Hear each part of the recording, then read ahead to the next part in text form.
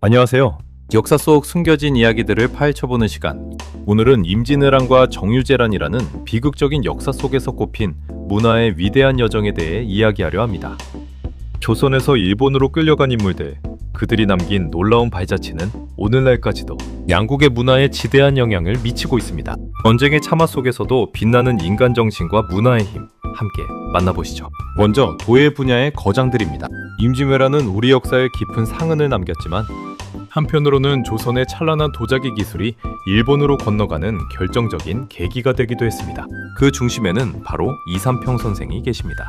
그는 임진왜란 중 일본으로 끌려가게 된 수많은 도공 중 한 분이셨습니다. 이 비극적인 여정은 그의 의지와는 무관하게 시작되었지만 일본 도예사의 새로운 장을 여는 운명적인 계기가 되었습니다. 이삼평 선생은 일본 사가현 아리타 지역에 정착하여 새로운 역사를 쓰기 시작했습니다. 당시 일본은 도자기 기술이 미약했고 특히 백자를 만들 수 있는 기술과 원료가 부족했습니다. 이는 그들에게 오랜 수건 사업이었습니다.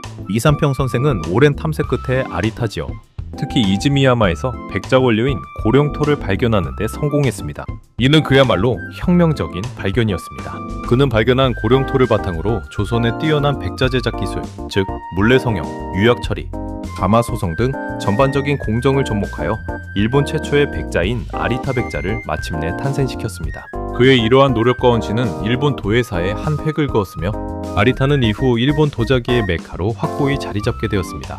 아리타 백자는 그 미려한 색감과 견고함으로 일본 내에서 큰 인기를 얻었을 뿐만 아니라 이후 유럽으로 수출되어 이말이라는 이름으로 전 세계에 그 아름다움을 알리게 됩니다. 이삼평 선생의 후손들은 대대로 그의 기술과 정신을 이어받아 아리타 도자기 발전에 크게 기여했으며 그의 업적은 오늘날까지도 일본 도예의 뿌리로 존경받고 있습니다. 매년 아리타에서는 그를 기리는 축제가 열릴 정도로 그의 영향력은 여전히 강력합니다. 정유재란 시기에는 심단길 선생이 일본으로 끌려가 사스마 도기 발전에 기여했습니다. 심단길 선생은 일본 가고시마 지역에 정착하여 조선의 옹기 기술과 도자기 기술을 전수했습니다. 특히 그는 실용적이고 견고한 도기를 만드는데 탁월한 능력을 발휘하여 사스마 지역의 도자기 산업을 크게 발전시켰습니다. 심단길 선생의 기술은 사스마 도기만의 독특한 미학과 실용성을 확립하는 데 결정적인 역할을 했습니다. 사스마 도기는 처음에는 서민들의 생활용기로 주로 사용되었으나 점차 그 품질과 예술성을 인정받으며 번주에게도 진상되었습니다. 그의 후손들은 심수관이라는 이름을 계승하며 400년이 넘는 시간 동안 도예의 전통을 이어오고 있습니다. 이 가문은 대대로 뛰어난 장인 정신을 발휘하여 사스마 도기의 명맥을 잇고 있으며 각 시대마다 새로운 시도와 발전을 거듭해왔습니다. 현재 15대 심수관 선생은 현대적인 감각과 장인 정신을 결합하여 사스마 도기의 명성을 세계에 알리고 있습니다. 그는 전통을 고수하면서도 현대적인 디자인을 접목하여 사스마 도기의 새로운 가능성을 제시하고 있습니다. 심수관 가문은 단순한 도예가를 넘어 조선과 일본의 문화 교류를 상징하는 존재로 평가받고 있으며 그들의 도자기는 양국 관계의 깊은 역사를 보여주는 중요한 증거가 되고 있습니다. 박평의 선생 또한 정유재란 전후에 일본으로 끌려가 사스마 도기 발전에 크게 기여한 인물입니다. 그는 심단길 선생과 함께 사스마 지역의 도자기 기술 발전에 중요한 역할을 했습니다. 박평의 선생은 특히 유약 개발과 장식, 기법에 뛰어난 재능을 보여 사스마 도기의 예술적 가치를 높이는 데 기여했습니다. 당시 일본은 조선의 화려하고 정교한 도자기 장식 기술에 깊은 인상을 받고 있었는데 박평의 선생은 이러한 기술을 전수하여 사스마 도기의 새로운 활력을 불어넣었습니다. 그의 기술과 예술적 감각은 사스마 도기가 단순한 생활 용기를 넘어 예술작품으로 인정받는 데 중요한 바탕이 되었습니다. 사스마 도기는 이후 일본 전통 공예품으로서 확고한 지위를 얻게 되었고 특히 메이지 유신 이후에는 유럽 박람회에 출품되어 사스마 웨어라는 이름으로 세계적인 명성을 얻게 됩니다.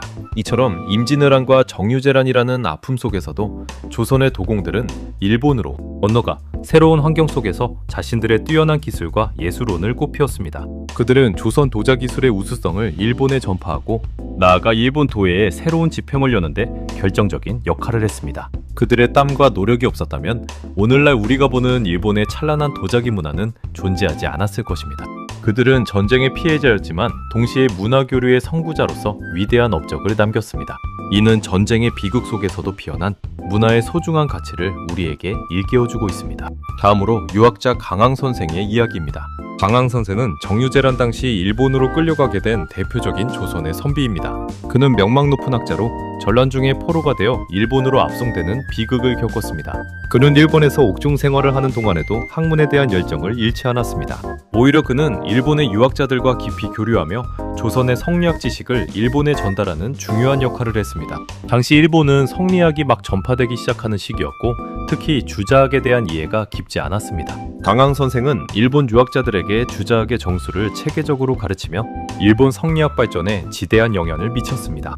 그의 강의와 저술은 일본 유학의 토대를 다지는 데 결정적인 기여를 했으며 일본 성리학자들은 강항 선생을 일본 성리학의 아버지라고 칭송하기도 했습니다.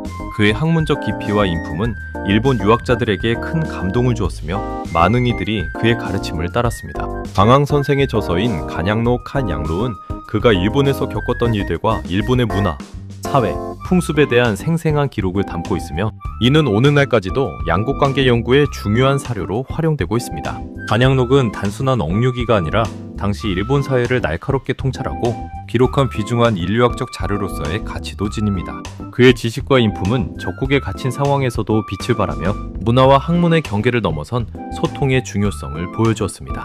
이는 적으로 만난 상황에서도 학문적 교류를 통해 서로를 이해하고 존중할 수 있음을 증명하는 감동적인 사례입니다. 문인들의 활약 또한 빼놓을 수 없습니다. 정유재란 당시 일본으로 끌려간 문인들은 그들의 시와 글로 전쟁의 비극과 인간의 고뇌, 그리고 타국에서의 삶을 기록했습니다. 이들은 비록 포로의 신분이었지만 붓을 통해 자신들의 아픔과 시대적 상황을 후세에 전하고자 했습니다. 정이득 선생은 월봉해상록, 육봉하이샹록을 저술하여 당시 일본에 끌려간 조선인들의 삶과 풍습, 그리고 자신의 경험을 생생하게 기록했습니다. 이 책은 일본에 대한 객관적인 기록을 담고 있어 당시 일본 사회를 이해하는 데 귀중한 자료가 됩니다. 특히 일본의 지리, 풍속, 생활상에 대한 상세한 묘사는 당대 일본 연구의 필수적인 문헌으로 평가받고 있습니다.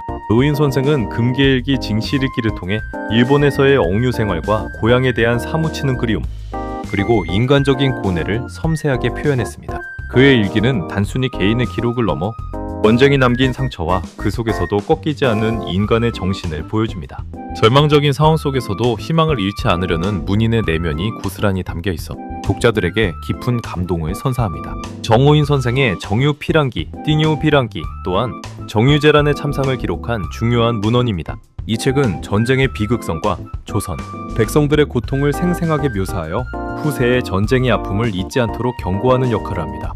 이처럼 당시 문인들은 그를 통해 고통스러운 현실을 극복하고 후대의 중요한 역사적 기록과 문학작품을 남겼습니다. 그들의 기록은 단순한 개인의 경험을 넘어 전쟁의 폭력성 앞에서 인간이 어떻게 반응하고 저항했는지를 보여주는 집단적인 증언으로 기능합니다.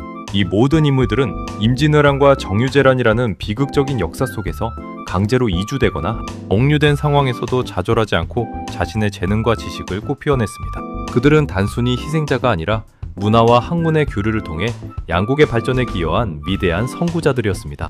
조선의 뛰어난 도자기 기술과 성리학 사상, 그리고 문학적 유산은 이들을 통해 일본으로 전파되었고 이는 일본의 문화 발전에 지대한 영향을 미쳤습니다. 또한 그들이 남긴 기록들은 오늘날까지도 당시의 역사를 이해하는 중요한 자료가 되고 있습니다. 그들의 삶은 강제이주와 억압 속에서도 인간의 존엄성과 창조정신이 어떻게 발현될 수 있는지를 여실히 보여줍니다. 그들의 이야기는 억압과 고난 속에서도 피어나는 인간의 지성과 예술론이 얼마나 강력한지를 증명하는 살아있는 역사입니다. 전쟁은 수많은 생명을 앗아가고 돌이킬 수 없는 상처를 남기지만 동시에 인간의 지식과 문화는 국경을 넘어 흘러가 새로운 형태로 재탄생하기도 합니다. 오늘 우리가 살펴본 인물들은 바로 그러한 문화교류의 살아있는 증거입니다. 이들의 이야기는 전쟁의 비극 속에서도 빛을 발하는 인간의 끈기와 문화의 위대함을 다시 한번 일깨워줍니다. 그들의 삶과 업적을 기억하고 존중하는 것이야말로 역사를 통해 배우고 미래를 만들어가는 우리의 자세일 것입니다. 우리는 이들의 희생과 노력을 통해 전쟁의 아픔을 되새기고 문화교류의 중요성을 깨달아야 합니다. 다음 시간에는 또 다른 흥미로운 역사 이야기로 찾아뵙겠습니다. 감사합니다.